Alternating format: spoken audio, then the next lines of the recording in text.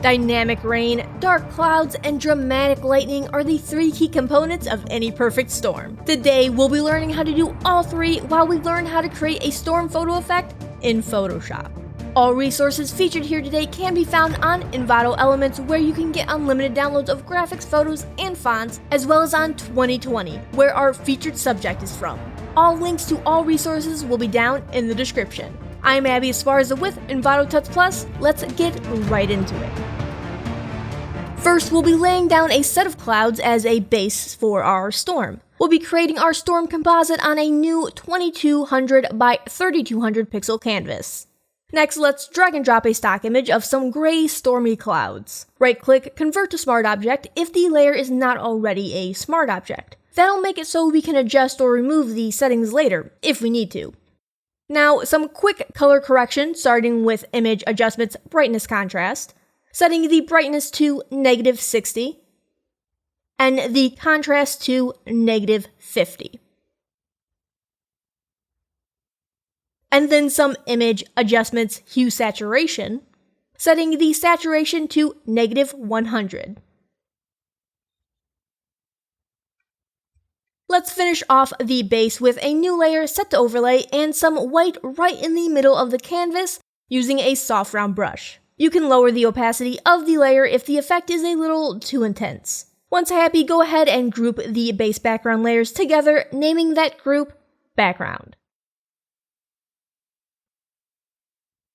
Now we're going to create a new group called Color Grade that will stay above all of our current and future layers. This color grade will give our composite a high contrast, deep blue atmosphere. Also, go ahead and place your subject now if you have one, extracting using whatever your preferred method is. Mine is usually a combination of the pen tool and select and mask, though any method works. Today, we're focusing on the storm. So, starting our stormy color grade, we have a color lookup adjustment layer set to multiply and an opacity of 38%. Also, a blend if setting similar to what you see here. Now we are going to duplicate the color lookup layer and invert the layer mask using Ctrl-I. Now with a soft round brush, you can mask in some shadows onto the subject's body. Third, we have a color lookup set to Foggy Night with an opacity of 88%.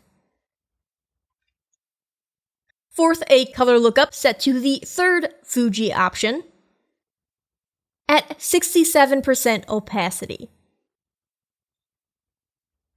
Fifth, a color lookup layer set to the second Kodak option at 27% opacity. Sixth, a selective color layer affecting only the yellows, setting it to +62, +16, -100, and +41, keeping its opacity at 100%. And finally, a hue saturation layer, setting the saturation to +33 or so. Group all your adjustment layers into a group named Color Grade. Again, this group will remain at the top of your layer stack at all times. Next, let's create some lightning. Starting with downloading and installing some bold lightning Photoshop brushes. I'll be using these from Envato Elements.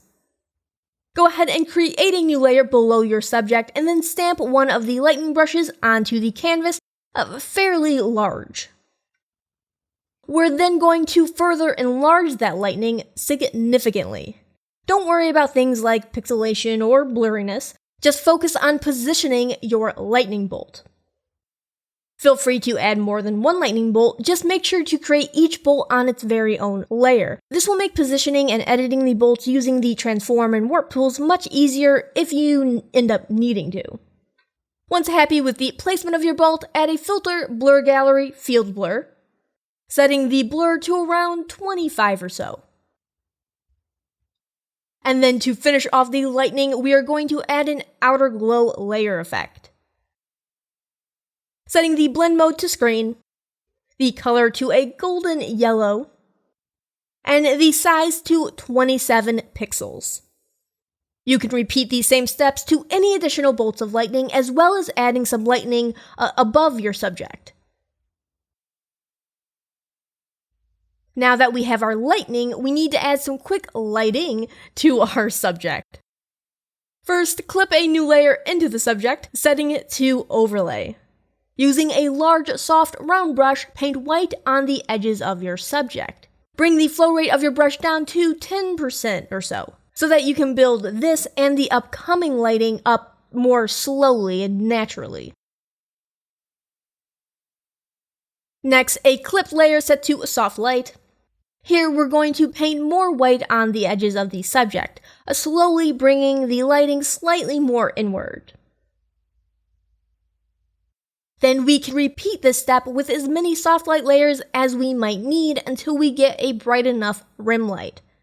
If you need a harsher rim light or a solid white color, go ahead and create and clip a new layer, keeping it set to normal, and then paint using either a soft or hard round brush depending on the area you're painting. For the edges of the subject's face, I used a hard round brush, while for the edges of the hair, I used a soft round brush. However, you may need even more layers with different layer modes, such as overlay or screen. You can also adjust opacities and use different colors, bringing in light blues or golds. It's all about layering and building the light up slowly.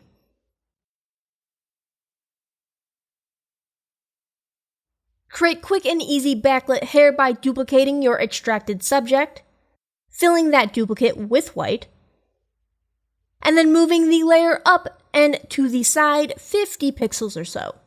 Then you can add a layer mask and mask out any areas that don't quite need that rim light effect.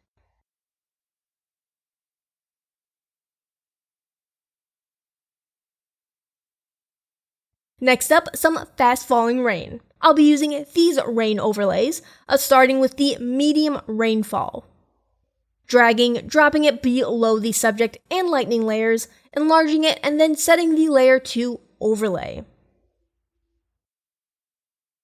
Once enlarged, you can use the Move tool to angle the rain so that it looks like it's blowing in from the side. This will help give the effect of wind.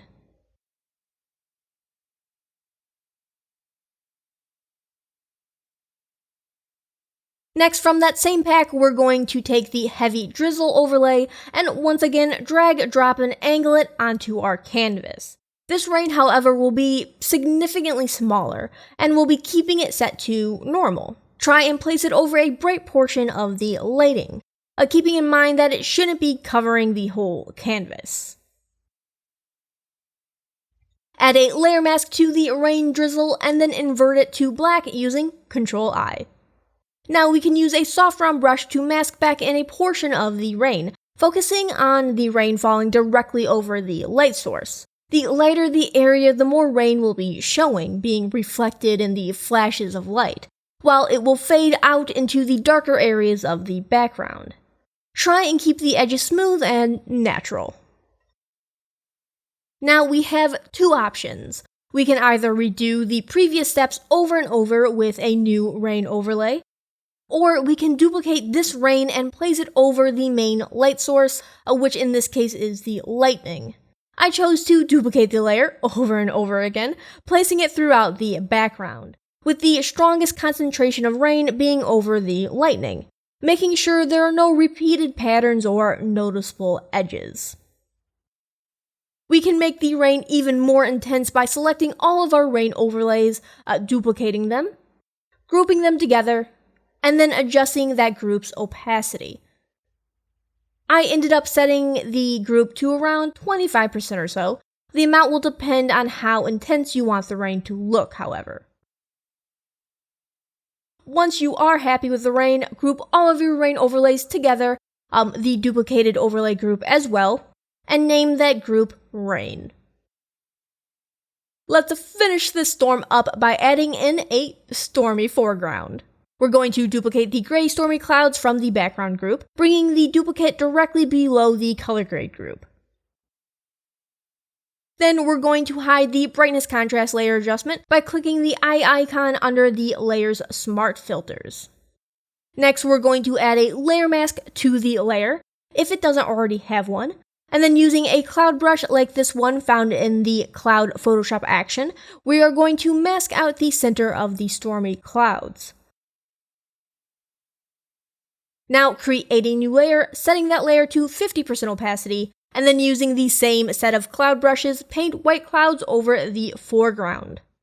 This will give those clouds a bit more detail and form.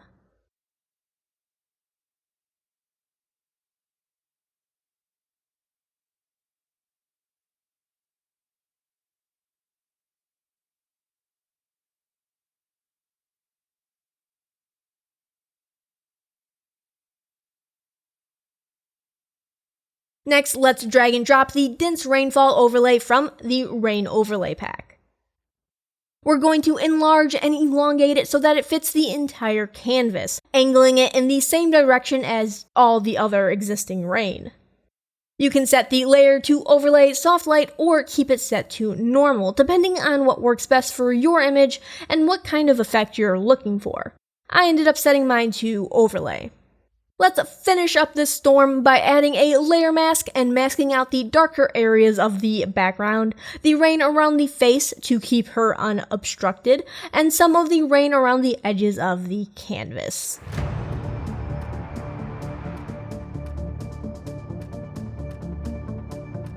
And that is all there is to creating an epic storm photo effect in Photoshop. But if that wasn't enough and you're looking to learn even more, why not check out some of the other excellent videos that Envato Tuts Plus has to offer. If you liked this video and would like to see more, consider giving us a like and even subscribing if you haven't already. And don't forget to click the little bell icon to be notified of all new videos, including tips, tricks, and tutorials. Happy designing, see you next time.